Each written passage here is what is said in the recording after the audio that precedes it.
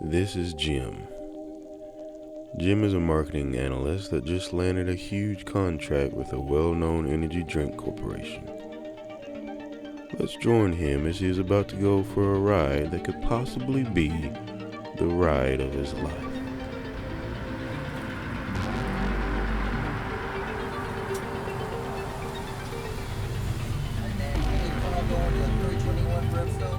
Sir, it's me.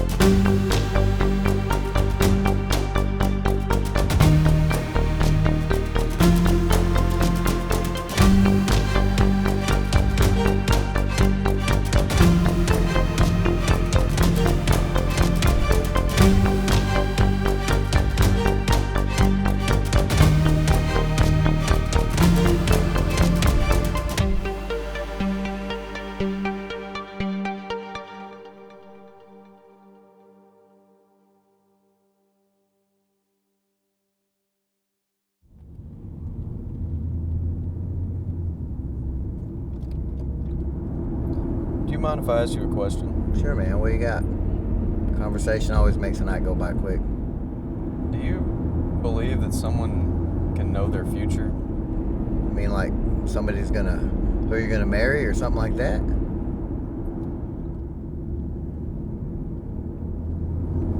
No, not exactly. More like a fortune teller telling you your future.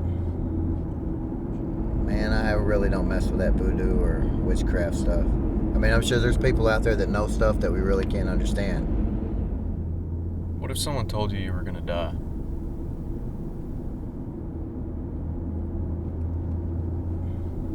Like, die tonight.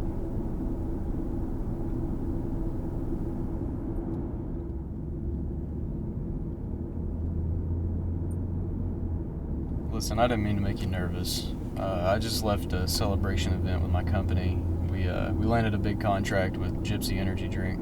Oh, I love that stuff. Man, I drink that stuff. It get me through the night all the time. Well, part of the celebration was we hired in a fortune teller to come in, and most of the staff were having their fortunes read to them, all in good fun, I guess. Uh-huh. But, when my turn came around, something was off. Something didn't seem right. What you mean?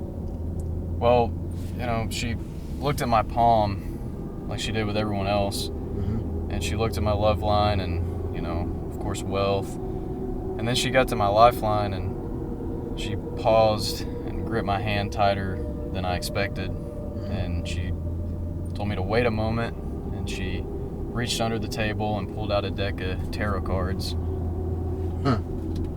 Sounds like you got your money's worth. Man, I wouldn't be too worried about it, though. That's exactly what I thought at first, too. But then she dealt the cards, and her face became really distraught. And she pointed at the center card, and she said, "You see this card? This card is death. Death dominates your fortune." And then she took my hand again, and she drove her fingernail into my palm and said, "This is your lifeline. Your lifeline cuts short of your wealth line."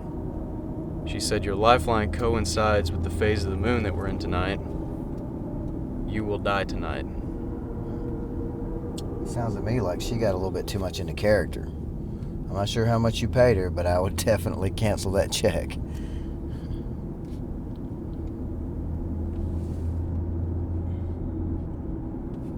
I'm not the guy that lets things like this get me worked up, but I got to thinking, if I did die tonight, where would I end up?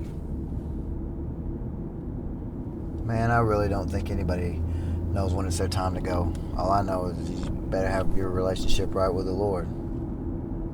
See, that's just it. I've been a businessman my entire life. You know, I've been pretty successful. I have a loving wife at home, an adorable child. But, you know, that success, sometimes you have to, you know, do things that would be considered less honorable. And I'm not a religious man, but you never know, like, when your time is coming. Sounds to me like you need to reevaluate your life. Sounds like you got some inner turmoil you need to deal with. But what if tonight is my night to go? You know, you always think you have more time, but is there ever enough time? It's okay, man. You got about 20 minutes before we get to your house. It'll be all right. I wouldn't stress too much about it. You know, I know it all seems silly, and honestly, it's probably the drinks I've had tonight, but I haven't drank in a while, but I mean, still, it just makes me think. It'll definitely make you think. Make you want to go home and hug your wife and kids. When I get home, it'll probably make me look at my family a little bit different also.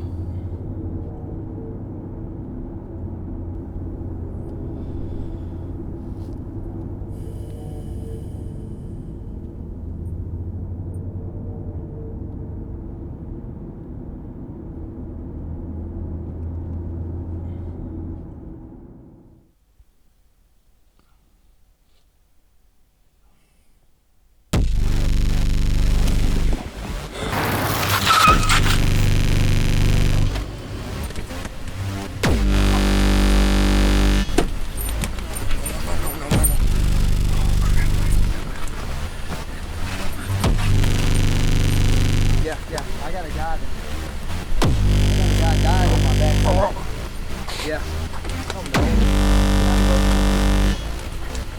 Yeah. I don't know the Bible. Jim never made it home to see his family. He thought he had more time. Do we ever have enough time? Or should we treat every day as if it may be our last? Jim will never know.